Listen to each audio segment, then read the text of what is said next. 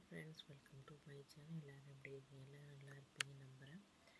நம்ம Pandian ஸ்டோர்ஸில் அப்கமிங்கில் promo release ஆகிருக்கு. அதில் என்ன நடக்குதுன்னு பார்த்தீங்கன்னா நம்ம எல்லாருக்குமே தெரியும், சக்திவேலும் முத்துவேலும் சூழியை முடிச்சு விட்டுட்டு போயிட்டாங்க. சாப்பிட கூப்பிட்டதுக்கு கோமதிக்கும் பாண்டியனுக்கும் பிரச்சனை கதிரை கல்யாணம் பண்ணி வச்சது ஜாஜிக்கு இது மாதிரி இது கோமதி தானே தெரிஞ்சிச்சு. தெரிஞ்சோன்னே ரொம்பவே மனசு உடஞ்சி போயிட்டாரு. கோமதியோட பேசாமல் இருக்கார். கோமதி அதை நினச்சிட்டு அழுதுகிட்டே இருக்காங்க. ரொம்ப அழுது அவங்களுக்கு உடம்பு சரியில்லாமல் போயிடுது. இப்போ பாண்டியன் மன்னிப்பாரா கோமதியை, இல்லை மன்னிக்க மாட்டாராங்கிறது தெரியலை. பொறுத்து தான் பார்க்கணும். இந்த முத்துவேலும் சுத்திவேலும் பண்ணுற தொல்லை தாங்க முடியலை.